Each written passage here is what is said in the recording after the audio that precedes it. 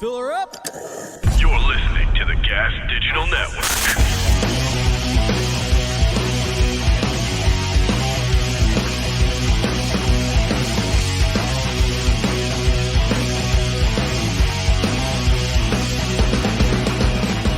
It's the Wylde Goose Podcast. Goose, I'm coming at you strong. Oh boy, what you got today, Zakk? Here we go.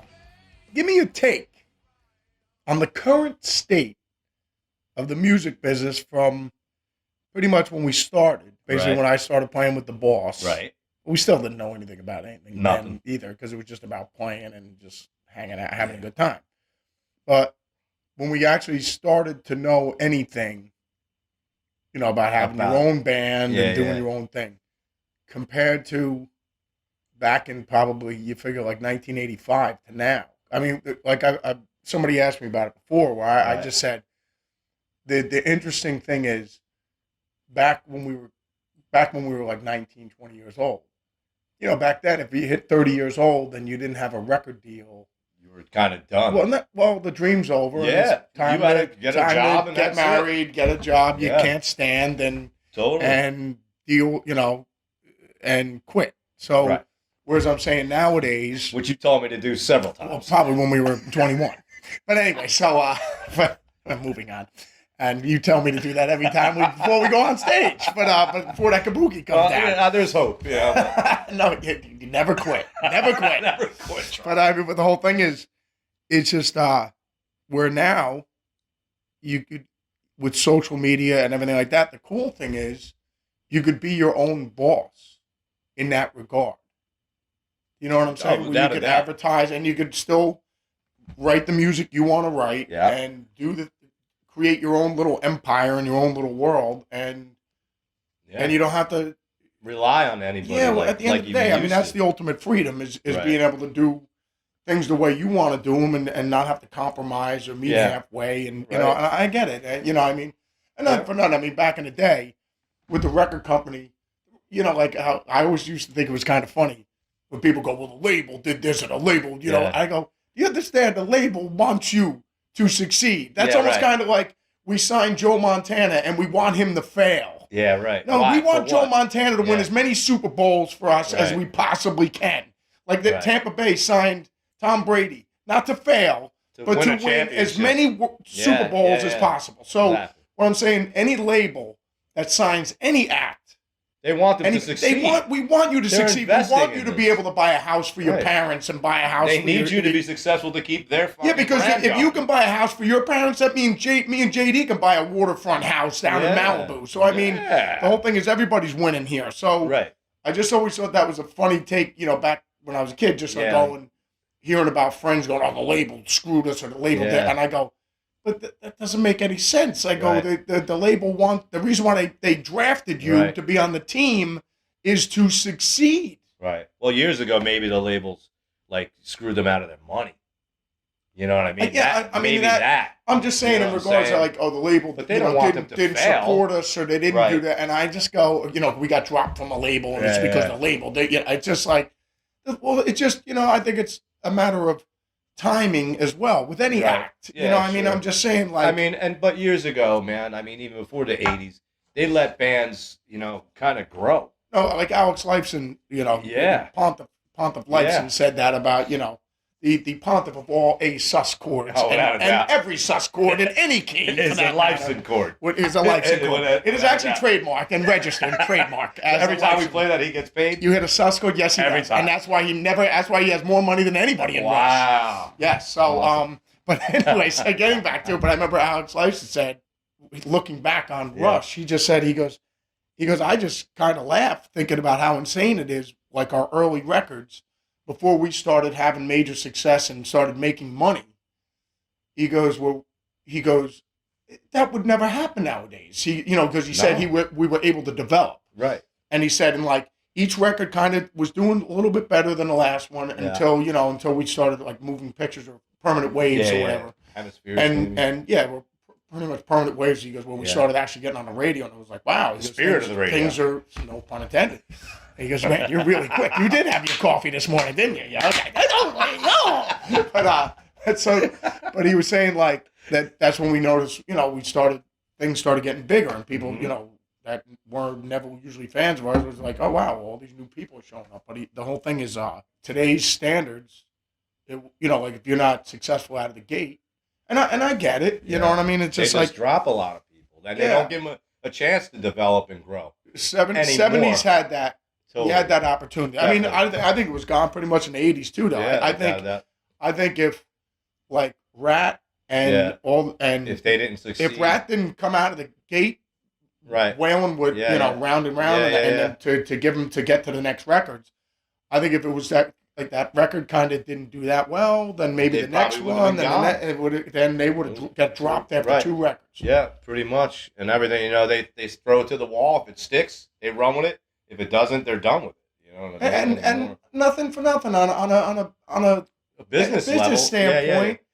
I mean, it's just like in sports, you can't let a guy hang around for a head coach for 4 or 5 seasons, and it's losing and losing failing. and losing. Right. And, there's no getting better. No, improvement. I think you sign any head coach, like you're talking about the Giants before. 2 years. You sign him to come in, and you give him a year. If it's an 8-8 season, it's like, all right. Then next year we start turning it around. Yeah. Then the next year we're in the playoffs. Yeah.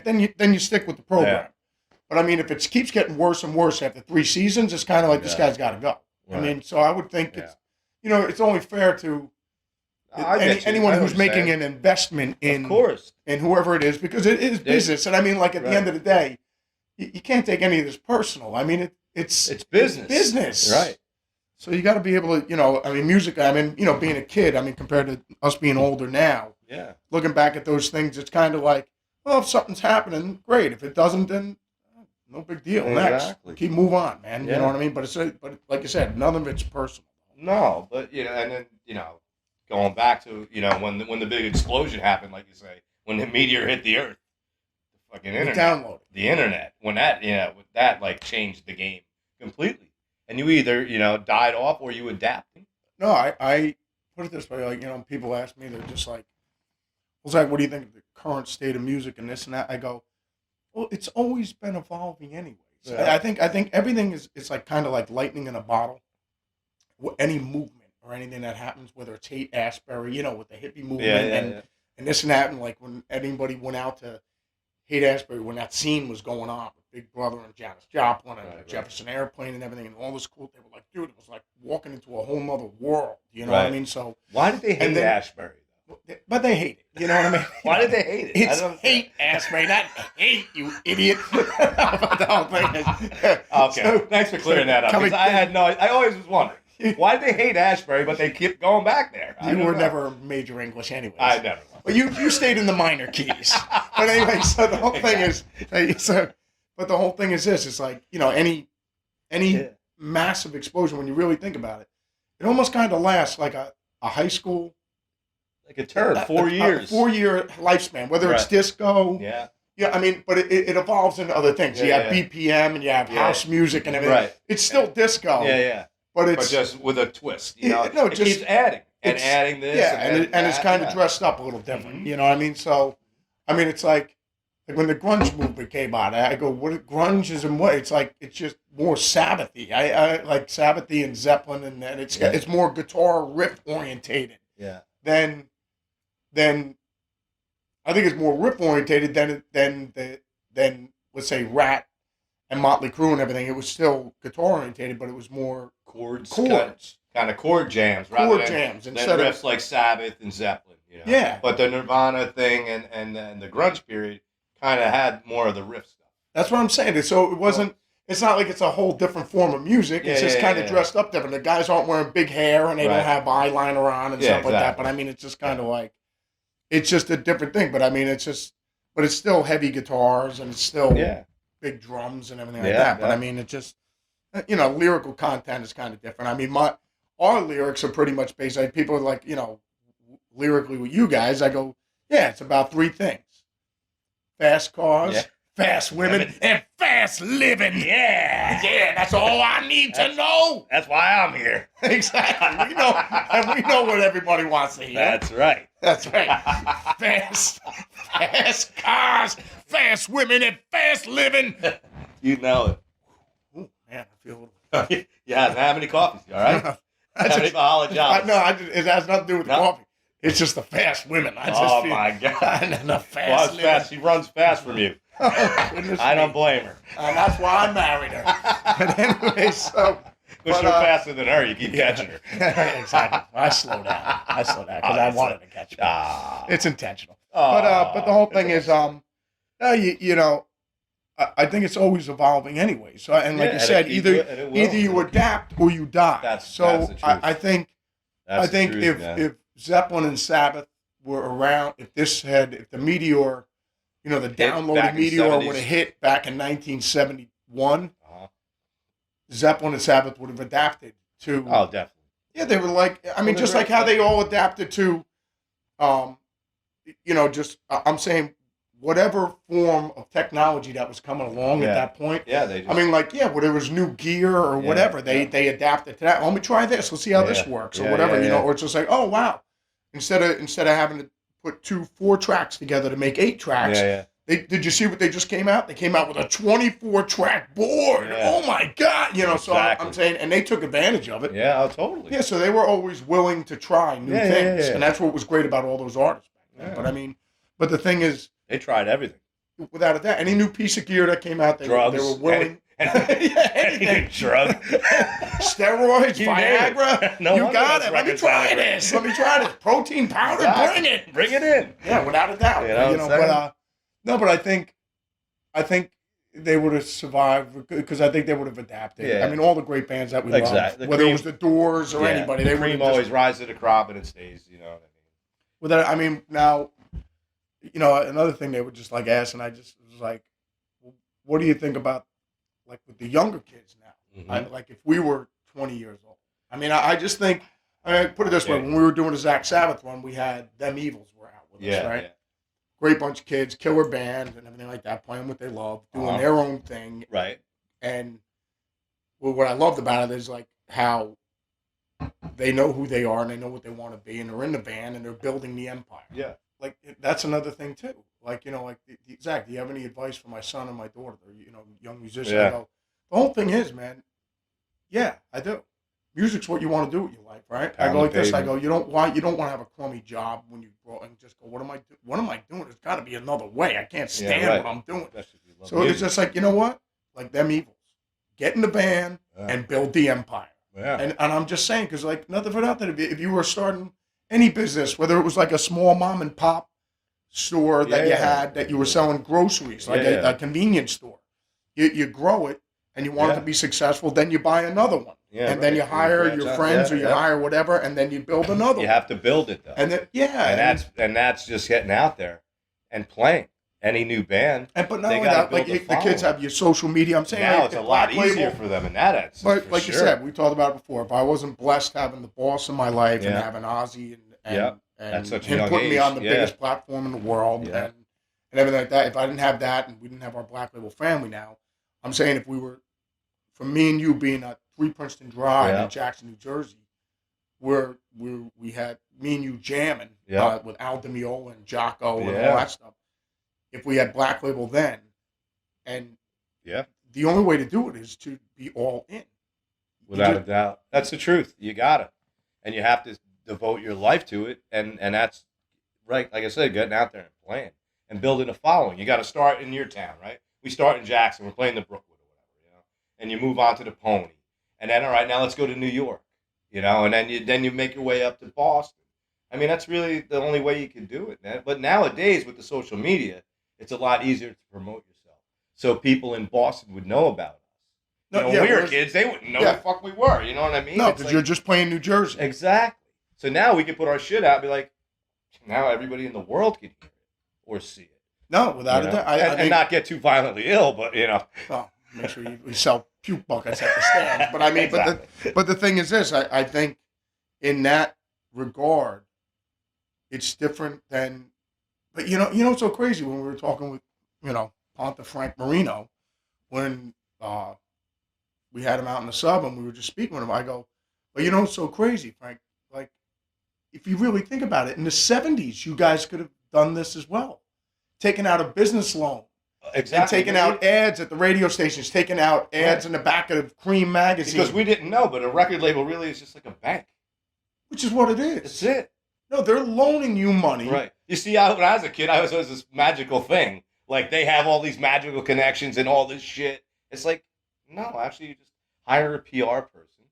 Yeah. Hire this person. Or better yet, you just call up the... No, I've done it before. Like, where you just call up the radio station. Yeah. And go, how much would it cost? For a commercial, for a 1-minute commercial. Yeah. And they go, and they tell you what the pricing is. And then you call up, like, you'd call up Cream Magazine and Circus Magazine or whatever, and you go, how much for an ad? Full-page ad? Yeah. How much for the back cover? Right. How much for a quarter-page ad? Right. Or half-page ad or whatever, one of the small ads. And they just tell you the prices. Yeah, and then you go, oh, wow, so we can promote our product in there? I mean, I'm saying anything, whether you got a cleaning product, a beer, doesn't matter. Or your band. But we didn't. I mean, I didn't know. No, I didn't know either. No. Well, remember you thought the band just magically appeared at Madison Square Garden and then left. No, they just disappeared. Exactly. It was.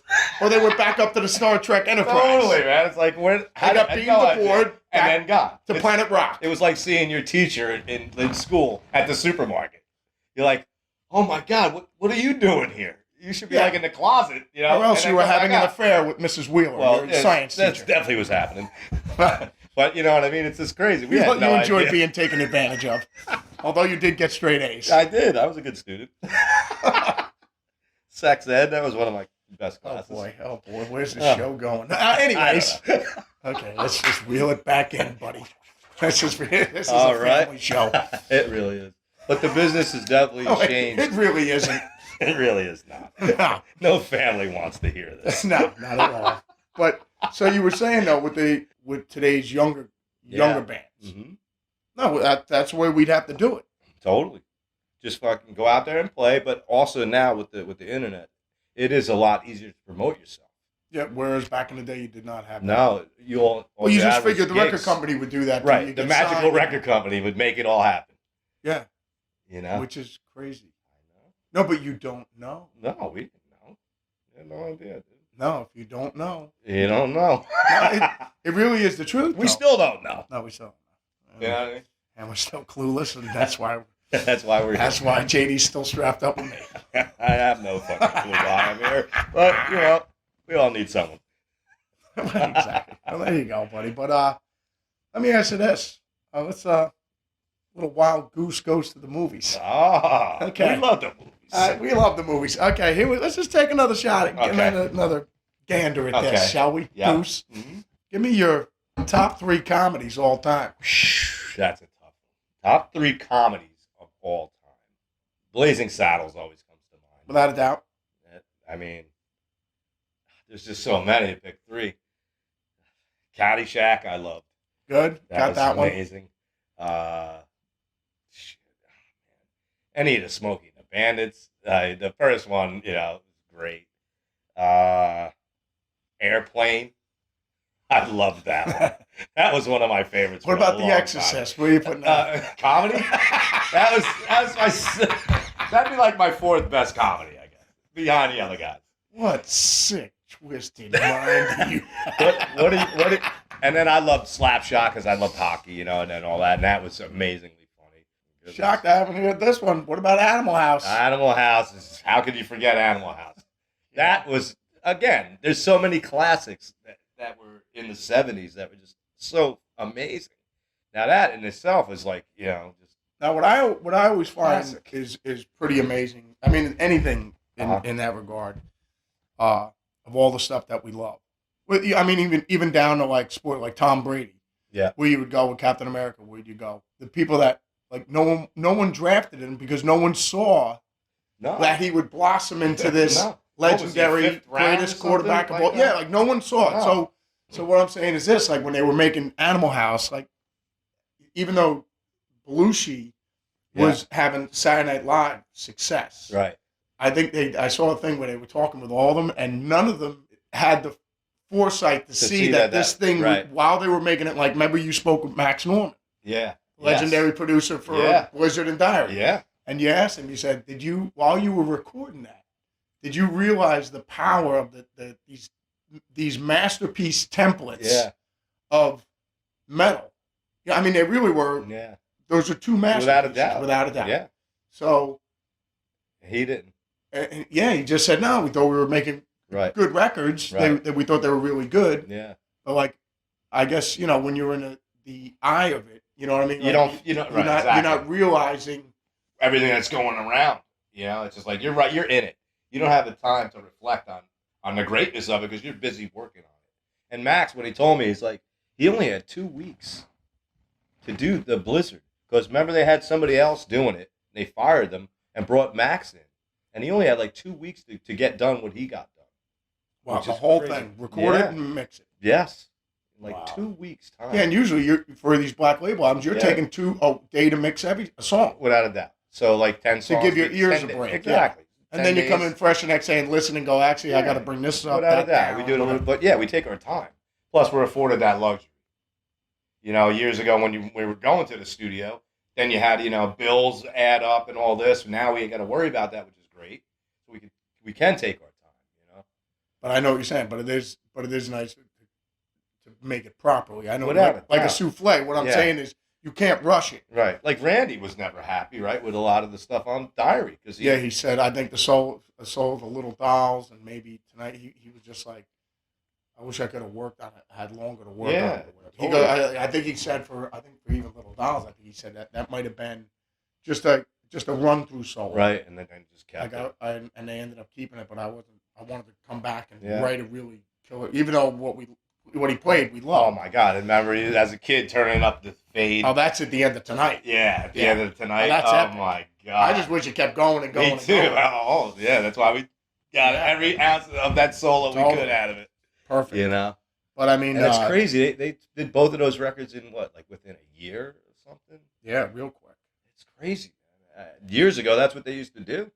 Early Black. What I think is so funny too. I mean, nowadays, how everybody's always filming the shows with your camera, with your phones, and everybody's just always like, "Look at all these morons not living in the moment and this and that," right? And I go, but I am living in the moment, and I'm recording this show because it's awesome, and I just laugh as I go. I bet everybody wishes we had those phones around when St. Rose was. Oh my God! Because there's no footage of it. Exactly. There's none. Because then we'd be able to see it. Yeah, but I said I bet everybody wishes they had their phones then. Yeah. I mean, but I to me that doesn't bother me. No, it doesn't bother me either. But I get it. I understand it sometimes because you're jamming out, you're rocking out, and everybody's just like this. You're like no, but I mean, but if I'm in the crowd and I'm when I was 16 years old and I'm at a Zeppelin show and I'm watching Jimmy Page with his violin I'm like recording the show. Go, dude, this is amazing. Exactly. I mean, I don't know. I'm still living in the moment, man. Yeah. Except now I have some proof. I look back. I don't mind it because we're used to it, and that's it. It's the way it is. You know what I mean? But it is funny now. It's like everybody's got it. Oh yeah. Everybody. But I always equate it back to St. Rose and people. There's no footage of them. Very, very little, man. And I'm just saying. We wish that they would have. Now you wish everybody would have been living in the moment because we have these same things that we've seen forever. Yeah. And nobody. I don't know. How did they not video the Diary show? Well, like you said. Oh my God, the production was amazing. They didn't fucking film it like a pro shot. They didn't. Well, I don't think no one's thinking anybody's going to pass away. Well, no, especially that. But I'm just saying, even like in the beginning, what they put together was amazing. Still to this day. That's what I'm saying. It's like they should have been like, all right, we got to film this. Yeah, I think they just midget and all this shit hanging them and all this other shit and the castle and how cool epic. it looked. It's just completely epic, really. And there is no footage of that. Not much anyway. And we've seen it pretty much all of it. But if it would have been today, we would have had tons of footage of Tons of footage, everything. Without a doubt, man. I know. But yeah, but it is always pretty amazing. Like getting back, like we were saying, like whether it's the movies, whether even like we were saying with Jaws, because the shark was breaking every other second. So then that there you can use how I always reference that to things like when you're talking about like the Beatles or whatever, this and that, like they're going, man, could you imagine if they had Pro Tools and all the gear that everybody has nowadays, they would have been making? And I go, no, I don't. Because those records wouldn't have come out as great as they did. If they would have had it. No, yes, I hear because you. once again, like I always say, if you had limited resources, if I only give you 2 strings, or I give you just 2 strings on your guitar or your bass, and I go, write me 10 riffs. Yeah. You only have 2 strings to write, so you have to get creative. Yeah. And it's going to force you to write otherwise than you would if you had 6 strings. Totally. So you only got 2. So you got to write riffs, and and you still have enough to write chords. To play chord thing, power chords and stuff like that. So you can kind of write some chord songs, but I mean, you're really it's gonna put you in a different mindset, and because you have limited resources. So what I'm saying is like they had limited resources, so it forced them to have to be creative in a different aspect, as opposed to having everything at their disposal, at their fingertips. The reason those records are so great is because, like you said, they didn't. And the Jaws reference. Yeah. Steven Spielberg, he said the shark broke every other second. That's why I think that shark is only in the movie for 3 minutes. Yeah, right. It's total. Actual 3 total minutes in that classic movie. Whereas I'm saying it's all about it made it more Hitchcock. Yeah, more suspenseful. So you very rarely saw the shark. So this way, so when you did see it, and you only saw glimpses of it. So I thought he was camera shy. I thought the shark was camera shy. Well, it was also that, and he was talking with his agent. And he didn't get enough money. He didn't get enough scratch. No, he was holding out pre-season. So he was holding out. That's why he came in later on. Wanted more tuna, tuna fish. More tuna, and give me more tuna in the contract, and somebody wanted some other things. Man, and merchandising as well. That was definitely. And then Jabba Jaws, he had a lot to say about that. What are we going to do here? I want a part of the toys. It's my likeness. But it's true. But like you said, No, he was forced to have to well, what are we going to do? The sharks broke all the time. They adapted to it and made it even better. That's what I'm saying, man. And that's what they did, what the Beatles did, and Sabbath, the first record. You know what I mean? It's just it's epic the way it is because of what they had to do to make it that. No, where you think. Oh, exactly. Where you just think we're, you're not knowing it at the moment how good it's coming out or anything. Or like you said, having less to work with, and then it forces you to have to adapt. Yeah, totally. Like the Beatles, the bouncing of the tracks and stuff, and doing all that stuff. It was genius. Nobody was doing that until they did it, and then here we are now, though, with Pro Tools with a million tracks. And then everything at our disposal. Without a doubt. I mean, that's but you listen to the beauty of those records in the 70s and everything, whether it's the Eagles and everything like that. Yeah. I mean, they had to do those vocals over and over and over. All the background vocals had to be redone again. Yeah. You know what I mean? I'm saying for each, they couldn't fly them in. No, they had to actually perform. They had to perform. How about that? No, when it got to the second chorus, they had to redo the second chorus. Yeah. Third chorus, they have to redo the third chorus. Like sing it again. Yeah. And it made them that much better. Yeah, because musicianship in the 70s really was. It was slamming, man. I mean, it really was. All those artists and their bands were killing. No, remember, whenever we listened to Yacht Rock, all the musicians we're great. Making those records fucking amazing. Are just phenomenally and they had a lot of great studio cats, without a doubt. That were just killing on all that stuff. That's another thing. We don't know who played on what on half of that stuff that we hear because there's so much good stuff. And who knows who did what back then. Well, you had the Wrecking Crew back in the day. Yeah. That was like, Tommy Tedesco and all those guys. He was part of those guys. And Mary Kay and everything. Man. I know, but they had it's really interesting hearing all the things they did. Whether they played on other people's records and did commercials. Yeah. And did everything like that. Yeah. So, and they're on all this stuff. Man. But I mean, it's just like, it is pretty amazing. I mean, but all those cats can play. All of them. Everybody. And I mean, I just always assumed everybody in their bands. That's what makes you learn how to play your instrument. Well, that's why it's easy. That separates the ones that went for the chicks. They were better lovers. Not so much recording musicians. All right. Let's just leave it at that. I guess we'll leave it at that. Okay. Great talking to you, Goose. You too, buddy.